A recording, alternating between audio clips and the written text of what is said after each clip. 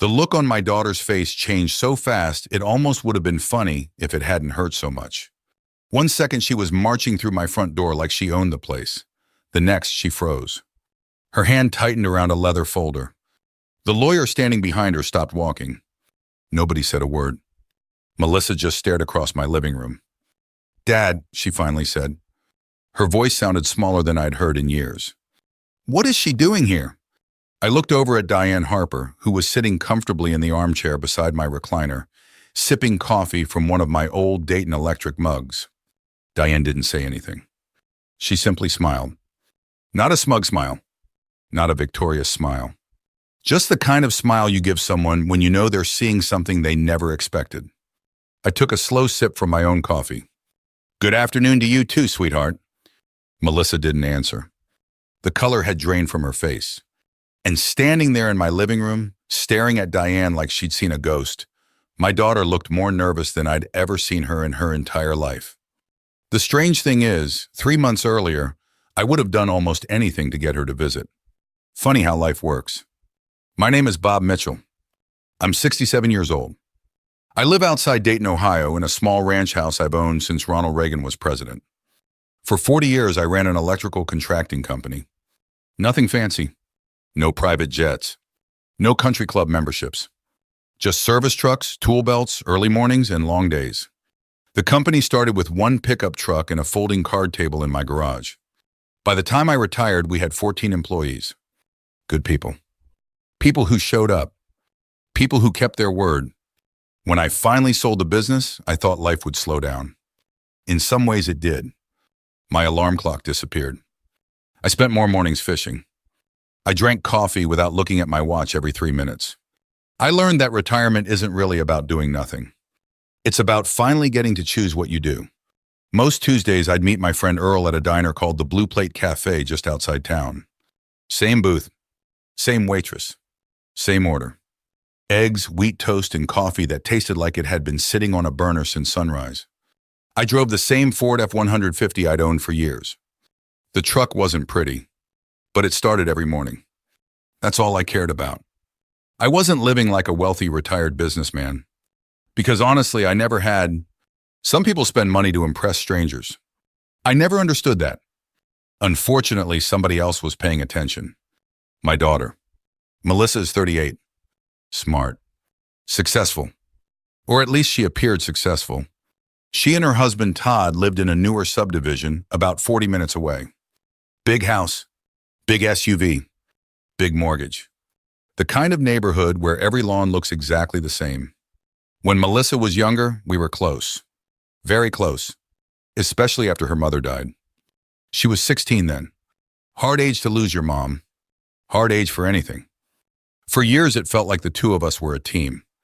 I attended softball games, college orientation, graduation, wedding planning meetings I never wanted to attend but went to anyway. Then something shifted. Not overnight. Nothing dramatic. Just little changes. The kind you notice only after they've been happening for a long time. Phone calls became shorter. Birthdays got reduced to text messages. Visits happened less often. When I called, she'd say she was busy. When I suggested lunch, she was tied up. When I invited her over, there was always something else going on. At first, I blamed life. People get busy. Jobs happen. Kids happen. Mortgages happen. I understood that. But eventually, the pattern became impossible to ignore. Months would pass, sometimes longer. And then out of nowhere, she'd call asking oddly specific questions. "How's the house holding up, Dad? Still managing all the bills okay? You ever think about downsizing?"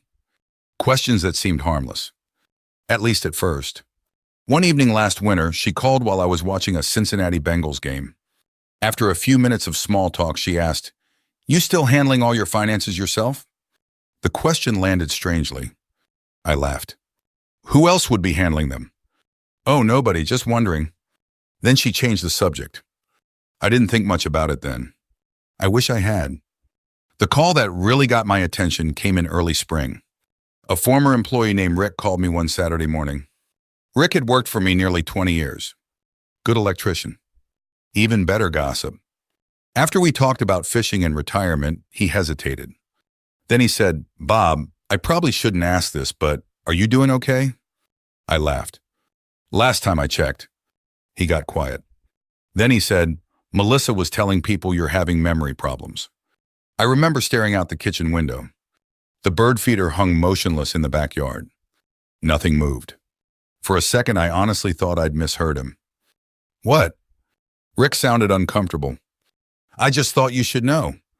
That conversation stayed with me. Not because I was angry, because I was confused. A week later, Melissa called. And for the first time in months, she sounded unusually warm, almost cheerful. She asked about my health, my finances, my plans. Then she suggested stopping by. Not alone, with a lawyer. According to her, it was just a good opportunity to get some paperwork organized. "Everybody should have this stuff in place, Dad." I agreed to meet. But something didn't feel right. Something in my gut kept bothering me. The day finally arrived on a warm Thursday afternoon. I had coffee ready. The lawyer arrived with Melissa, and waiting beside me was someone Melissa never expected to see. The moment she walked through that front door, everything changed. She stared at Diane. Diane stared back. And for the first time since this whole mess started, I realized my daughter wasn't worried about me. She was worried about what Diane might know. Melissa swallowed hard, then looked directly at me. "Dad," she said quietly, "when did you call her?" I leaned back in my chair. And for the first time all afternoon, I smiled. For a few seconds after Melissa asked that question, nobody moved. Even the lawyer looked uncomfortable. Diane finally set her coffee mug down on the side table. "Oh, it's good to see you too, Melissa." The tension in the room could have powered half of Dayton. Melissa forced a smile that fooled absolutely nobody. "I didn't know you were back in Ohio." "I've been back for a while." The lawyer glanced between all of us, clearly realizing he'd walked into a family situation he didn't understand. Melissa quickly changed the subject. She introduced him as Kevin Barnes and explained they only wanted to discuss routine planning documents. I nodded. We exchanged a few polite words. Then I told them I wasn't signing anything that day. Not until I'd reviewed everything thoroughly. Melissa didn't like that answer. I could see it immediately. Her shoulders tightened. Her smile disappeared. The meeting lasted maybe 20 minutes before they left. The moment their car pulled away, Diane looked at me and said, "Well, that was even worse than I expected." I couldn't disagree. The hardest part wasn't the paperwork. It wasn't the lawyer. It was seeing how disappointed Melissa looked when she realized I wasn't alone. Not worried, not relieved, disappointed. That feeling stayed with me long after she left. A lot of people assume revenge stories start with anger. Mine didn't. Mine started with confusion, then sadness, then a slow realization I didn't want to accept. You see, Diane Harper wasn't some mysterious woman from my past. She wasn't a girlfriend. She wasn't a secret fiancé. And despite what Melissa had convinced herself over the years, Diane had never tried to replace my wife. My wife, Karen, passed away from breast cancer 21 years ago. Some days it feels like yesterday. Other days it feels like another lifetime. After Karen died, life got very small for a while. Work, bills, Melissa, sleep, repeat. I kept moving because stopping felt dangerous. Diane helped during those years. Not in some dramatic movie way. She simply showed up. She handled payroll when I couldn't focus. She covered meetings. She checked in. Sometimes she'd bring takeout. Sometimes she'd force me to leave the office before midnight. That was it. Friendship. Nothing more. But 16-year-old Melissa saw things differently. Teenagers often do. She convinced herself Diane wanted something from me. No matter how many conversations we had, that belief never fully disappeared. When Diane eventually moved to Arizona after retiring, Melissa seemed relieved. I thought time would heal that resentment. Apparently not. The truth is, I hadn't spoken to Diane much for several years, beyond occasional phone calls and Christmas cards. Then last winter, everything changed. Not because of one big event, because of 100 little things. Questions, comments, conversations that didn't feel right. One evening, Melissa asked if I'd updated my will. A few weeks later, she asked whether I still used online banking. Another time she asked if I'd considered giving someone power of attorney. Each question by itself seemed harmless. Together they painted a picture. I just couldn't figure out what the picture was. Then came Rick's phone call. The memory problems rumor. That conversation bothered me enough that I started paying attention. Really paying attention. Around that same time, I noticed Melissa had become strangely interested in my finances. She never directly asked how much money I had. She wasn't stupid, but she'd circle around the topic, like somebody walking around a fence trying to find a gate. One afternoon after we hung up, I sat in my kitchen staring at a family photo. Karen, Melissa, me. Disney World 2003. Melissa was smiling with ice cream all over her face. I remember thinking something that made me feel guilty. I wondered whether my daughter saw me as a father anymore, or as an asset. I hated myself for even considering it. That's when I called Diane. The conversation lasted nearly 2 hours. At first, I just wanted advice, a second opinion. Someone who knew me well enough to tell me if I was imagining things. By the end of the call, Diane had agreed to fly out and help me review everything. Not because she thought Melissa was guilty, because she thought I deserved clarity. 3 weeks later, Diane arrived. The first thing she did was organize my financial records. The second thing she did was ask questions I hadn't considered. Simple questions. Who had access to what? Who knew what? Who was suddenly showing unusual interest?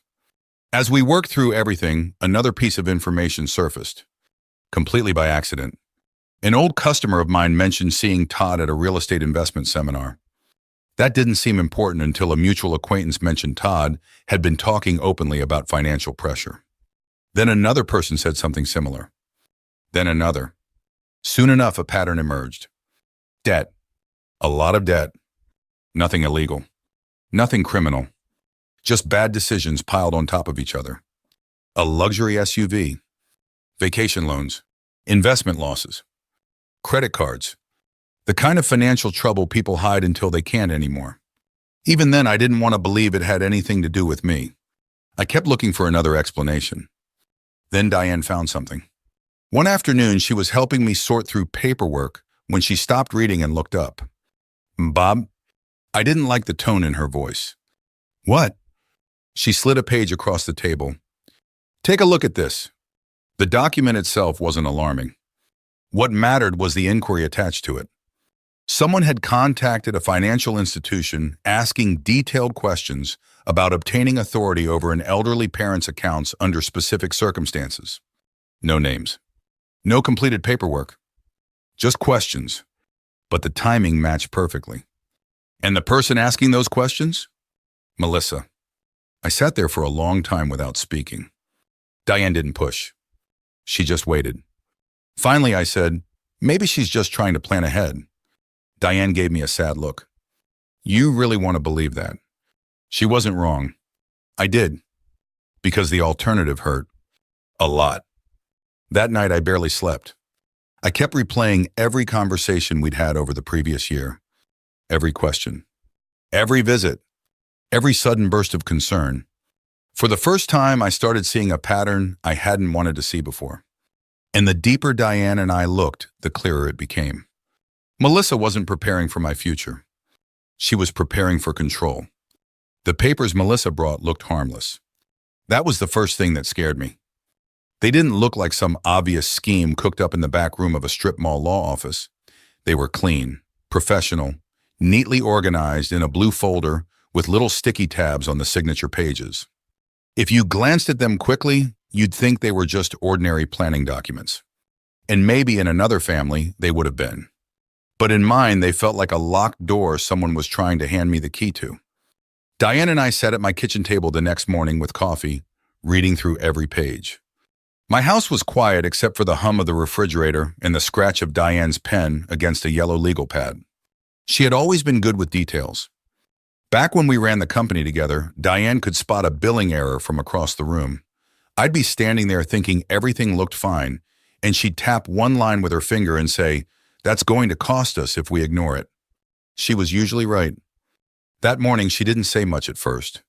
She just read, then reread, then circled a paragraph. "Bob," she said, This gives Melissa a lot more authority than she described. I leaned closer. How much authority? Diane pushed her glasses up and looked at me. Enough to make decisions about accounts, property, and investments if certain conditions are claimed. I felt my stomach tighten. Claimed by who? That's one of the problems. We went through it slowly. The language wasn't dramatic. That's how legal papers work. They don't announce danger with flashing lights. They hide it under words like prudent, necessary, and best interest. But the meaning was clear enough. If I signed, Melissa could gain broad control over my finances under the argument that I needed assistance. The documents weren't automatically criminal. They weren't fake, but they were wide open to abuse in the wrong hands. And I was beginning to understand whose hands those might be. Later that afternoon, Diane called Kevin Barnes. Not to threaten him, not to accuse him, just to ask questions. She put him on the speaker while I sat across from her, arms folded, trying not to feel like a fool. Kevin sounded professional at first. Careful, polite. Then Diane asked, Mr. Barnes, what exactly were you told about Bob's condition? There was a pause. Mrs. Mitchell expressed concerns about his ability to manage certain affairs. I sat up straighter. Diane's eyes flicked toward me. Mrs. Mitchell? Melissa Mitchell, he clarified. His daughter. What kind of concerns? Another pause. Memory issues, confusion, difficulty keeping track of bills, possible vulnerability. I looked down at my own hands. They were rough hands, old hands, scarred from wire cuts and busted knuckles and 40 years of work. But they weren't helpless hands. Diane stayed calm. Did you meet with Bob before preparing these papers? Kevin hesitated. No, I was told this was time-sensitive and that he had already agreed in principle. I almost laughed. Not because it was funny, because sometimes pain comes out sideways. I had not agreed in principle. I had agreed to listen to my daughter. There is a difference. After the call ended, Diane sat quietly for a moment. Then she said, He's not the villain here. I know. He may have been misled. I know that too. But knowing didn't make it easier. For the next few days, I carried those papers around in my head like a stone in my pocket. I'd be brushing my teeth and suddenly I'd think about Melissa telling a lawyer I was confused. I'd be standing in line at Kroger and I'd remember her asking about my bills. I'd be driving past the old shop on Wilmington Pike and my chest would get tight. The strange thing was, I still wanted to defend her. I kept making excuses. Maybe Todd had pressured her. Maybe she was scared. Maybe she'd seen one forgetful moment and panicked. Maybe this whole thing had started as concern and turned into something else. That's what fathers do, I guess. We keep looking for the good version of our children, even when the evidence is sitting right in front of us. One night I couldn't sleep. I got up around 2:15 in the morning and made toast I didn't want. I stood in the kitchen with the lights off, eating over the sink like a bachelor in a sad commercial. On the fridge was an old photograph of Melissa at age 7. She was missing both front teeth, holding up a fish she'd caught at Cedar Creek Lake. She had that proud little grin kids get when they think they've conquered the world. I touched the edge of that photo. And for one dangerous moment, I thought about signing. Just to make the conflict go away. Just to keep my daughter. That is the honest truth. Revenge sounds clean when people tell it afterward. Like a plan, like a straight road. It wasn't. It was messy. It was me sitting in the dark wondering how much of myself I was willing to give up, just to avoid admitting my daughter might be using me. The next morning, Diane came over with a folder of her own. She looked tired. Not sleepy tired. Heavy tired.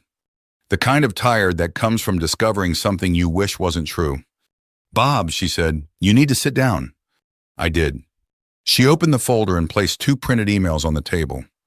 They weren't private messages, nothing illegally obtained.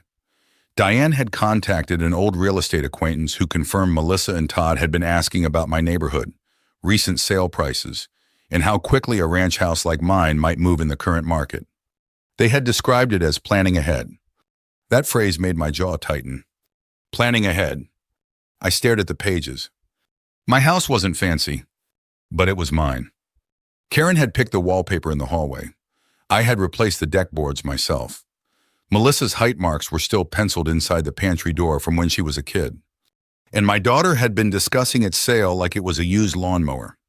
I didn't yell. I didn't throw anything. I just sat there. Diane waited. After a while, she said, "I'm sorry." I nodded. That was the moment guilt started leaving me. Not all at once, but enough.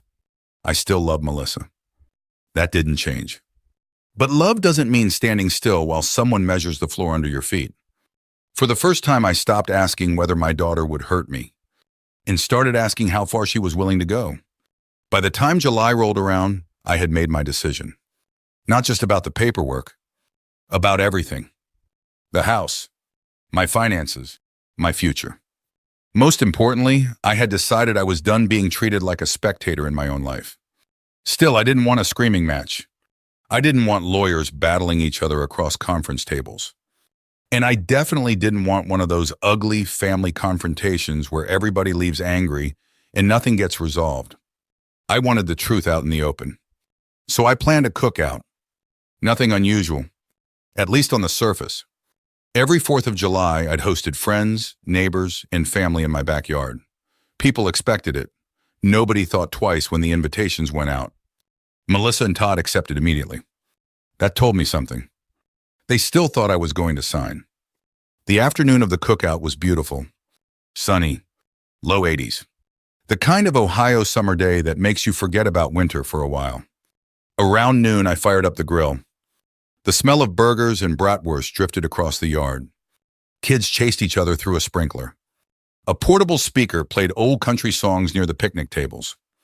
My neighbor Frank spent 20 minutes explaining why his lawn looked better than everyone else's. Nobody asked. He explained anyway. For a few hours, everything felt normal. Almost. But underneath it all, I could feel the tension sitting in my chest. Melissa arrived around 3. Todd followed behind carrying a bowl of potato salad. He shook my hand. Melissa hugged me. Quickly. Too quickly. Then she glanced around the backyard. Looking. Searching. Checking. I noticed. I didn't say anything. Diane arrived a little later. The second Melissa spotted her, her smile tightened. Not enough for most people to notice. Enough for me. The afternoon moved along. People ate, talked, laughed. At one point, Frank somehow managed to tell the same fishing story twice. Word for word. Nobody stopped him. Again. Normal. At least from a distance. By 6 o'clock, most people had finished eating. The sun was beginning to settle lower in the sky. Long shadows stretched across the grass. That felt like the right moment. I stood up and tapped my glass with a spoon. Nothing dramatic, just enough to get attention. Conversations gradually stopped. Everyone looked my way. I cleared my throat. "Thanks for coming, everybody." A few people smiled. I looked around the yard. Friends, neighbors, people who had known me for years. Then I looked at Melissa. Diane and I have spent the last several months getting my affairs organized. Immediately, I saw Melissa sit up straighter. Todd, too, I continued. I've learned some things during that process. The yard grew quiet. Very quiet. Nobody knew where this was going. Not yet. I didn't raise my voice. I didn't accuse anyone. I simply started talking. I explained how concerned I had become after hearing rumors that I was supposedly losing my memory. Several heads turned. Melissa's expression froze.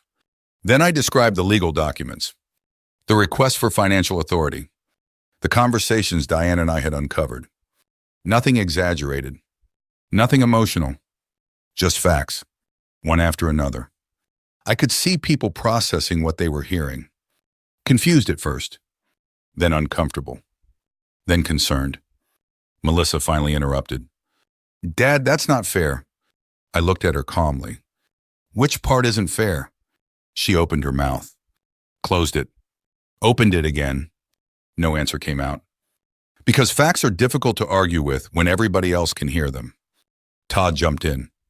"You're making this sound worse than it was." I nodded. "Then explain it." Silence. For a moment, I almost felt sorry for them. Almost. Then Todd made the mistake that changed everything. A huge mistake. The kind people make when they're nervous. The kind that reveals what they're really thinking. He threw his hands into the air and said, "Fine, but what about the inheritance?" The second the words left his mouth, the entire yard went silent. Even the kids seemed quieter. Todd realized his mistake immediately. Too late.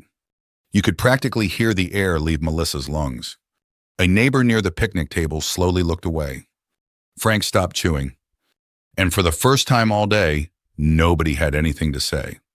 Because Todd had just said the one thing everyone was thinking. Out loud. I waited a few seconds. Then I spoke. "Funny you should mention that." Melissa looked like she wanted the ground to swallow her. I reached into a folder beside my chair. Not for drama, just because I wanted everything documented. "I sold the house." The words landed like a brick. Melissa blinked. "What?" "I sold it 3 months ago." Todd stared. "Dad, what are you talking about?" I almost laughed. Not because it was funny, because their shock was so genuine. They had spent months planning around an asset that no longer belonged to me. "I moved most of my finances into an irrevocable trust months ago." Melissa's face went pale. Exactly the way it had the day she saw Diane in my living room. Then came the part neither of them expected. The part I had intentionally kept secret. Diane isn't inheriting anything. That got everyone's attention. Even Diane looked amused. I continued. "She's simply helping manage the trust." Melissa stared at me. Confused. Desperate. Trying to understand. Then I delivered the final piece. "Most of my estate will eventually fund scholarships for students entering skilled trades right here in Dayton." Nobody spoke. The breeze moved softly through the trees. Somewhere down the street a dog barked, and all I could think about was how peaceful I felt. For months I'd carried this weight. The suspicion, the disappointment, the uncertainty. Now it was gone. Melissa shook her head. "Dad, why would you do that?" The answer came easier than I expected. "Because those opportunities built my life." I paused. "And because my future belongs to me." She looked away. Tears filled her eyes. For a moment I thought she might argue, defend herself, say something. Instead she simply stood. Todd followed. Neither one looked at anybody else. They walked through the yard together. Past the picnic tables. Past the grill. Past years of family memories. Nobody stopped them. A minute later I heard a car door slam. Then another. Then silence. I watched their car disappear down the road. For the first time in years, I didn't chase after my daughter. I didn't call. I didn't apologize. I didn't try to fix something that wasn't mine to fix. I just stood there in the fading summer light and breathed. The morning after the cookout, I woke up before sunrise. Old habits. 40 years in construction teaches your body to ignore retirement schedules. For a few seconds, lying there in bed, everything felt normal. Then I remembered what had happened. The cookout. Melissa leaving. Todd's comment. The silence afterward. I stared at the ceiling for a while, waiting to feel victorious. I never did. That's something people don't tell you about these situations. Standing up for yourself feels good. Losing part of your family doesn't. Both things can be true at the same time. A week later, I closed on my new condo near Indian Lake. It wasn't large, just under 1,200 square feet. 2 bedrooms. A small patio. A view of the water if you leaned slightly to the left in the living room. Perfect. At my age, I wasn't looking for impressive. I was looking for peaceful. Moving day felt strange. As I packed boxes, memories kept appearing where I least expected them. The hallway where Melissa used to race her friends. The kitchen table where she did homework. The pantry door where pencil marks still tracked her height from age 6 through 16. I stood staring at those marks longer than I care to admit. Then I closed the door. Some chapters deserve respect, but they still need to end. The first few weeks at the condo were quiet, very quiet. I started fishing again. Not serious fishing. The kind where you spend more time thinking than catching anything. Most mornings, I'd take a folding chair down near the water with a thermos of coffee. Sometimes I'd catch a bass. Sometimes I'd catch nothing. Either way, I enjoyed myself. I also began volunteering twice a week at a local trade school. That turned out to be one of the best decisions I'd made in years. The students reminded me of younger versions of the guys I'd hired decades earlier. Some were confident. Some were lost. Most just needed someone to believe in them. One afternoon, a 19-year-old kid named Marcus stayed after class. He asked how I got started in the electrical business. We talked for nearly an hour. Driving home afterward, I realized something. For months, I'd been focused on protecting what I'd built. Now I was finally thinking about why I'd built it. That felt healthier. Melissa never called. Not in July. Not in August. Not in September. Part of me expected anger. Another part expected a lawsuit. Instead, there was nothing. Just silence. And honestly, the silence hurt. People love simple stories. Good guy wins. Bad guy loses. Everybody gets what they deserve. Real life is messier. Melissa wasn't a villain from a movie. She was my daughter. The little girl who once insisted on wearing rain boots to church because she thought they looked fancy. The teenager who cried when her dog died. The young woman who hugged me after college graduation and whispered, "We made it, Dad." I couldn't erase those memories. And I didn't want to. Several times I almost called her. Several times I picked up the phone. Several times I put it back down. Not because I was angry, because I knew the next conversation had to happen for the right reasons. Not out of guilt. Not out of fear. Not because someone wanted something signed. 4 months after the cookout, my phone rang on a Tuesday evening. I was halfway through a meatloaf dinner and watching the weather forecast. The caller ID said, "Melissa." For a moment, I just stared. Then I answered. "Hello?" A few seconds passed. Then I heard her voice. "Hi, Dad." She sounded nervous. Older somehow. Not older in years. Older in experience. We talked awkwardly at first. About the weather. About work. About nothing important. The way strangers sometimes talk. Then eventually the real conversation arrived. Melissa took a deep breath. I was angry. I know. I felt humiliated. I nodded even though she couldn't see me. I know that too. Another pause. Then she surprised me. She didn't ask about money. She didn't mention the trust. She didn't argue about the house. Instead, she said, "I think I stopped seeing you as a person." The words hung there. Heavy. Honest. Painful. I sat quietly. She continued. Everything became numbers, plans, problems. I kept telling myself I was being practical. I looked out my condo window toward the lake. The water reflected the last orange light of sunset. For the first time in months, I felt something loosen inside my chest. Not forgiveness. Not yet. But maybe understanding. I wasn't perfect either, I admitted. That surprised her. What do you mean? I should have asked harder questions sooner. She laughed softly. The first genuine laugh I'd heard from her in a long time. Then she got serious again. I'm sorry, Dad. 3 simple words. No excuses attached. No conditions. Just an apology. I closed my eyes. Part of me had imagined that moment for months. When it finally arrived, it felt smaller than I expected, and somehow more meaningful. We talked for nearly an hour. Not everything got fixed. We didn't magically become the family we once were. Life doesn't work like that. Trust takes longer to rebuild than it takes to lose. But it was a beginning.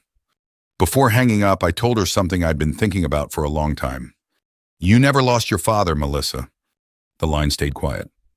Then I added, but my life was never yours to manage. She didn't argue. She simply said, I understand now. After we hung up, I sat in the dark for a while, thinking, listening to the distant sound of boats on the lake, wondering what Karen would have thought about all of this. Probably that families are complicated, and that love sometimes requires boundaries. I think she would have been right. Growing older has taught me many things. One of the most important is this. You can love someone completely and still protect yourself. Those two things are not opposites. Sometimes they're partners. The truth is, the smartest revenge isn't about hurting someone. It's about refusing to surrender your dignity. It's about standing your ground calmly enough that the other person finally sees what they've become. Melissa and I still have work to do. Maybe we always will. But today when she calls, I answer. And when I visit, I go because I want to, not because I'm afraid of losing her. That's a healthier place for both of us. If you've ever faced a difficult choice between helping family and protecting yourself, I hope this story reminds you that it's okay to do both. And if you've lived through something similar, I genuinely love to hear about it. Sometimes the story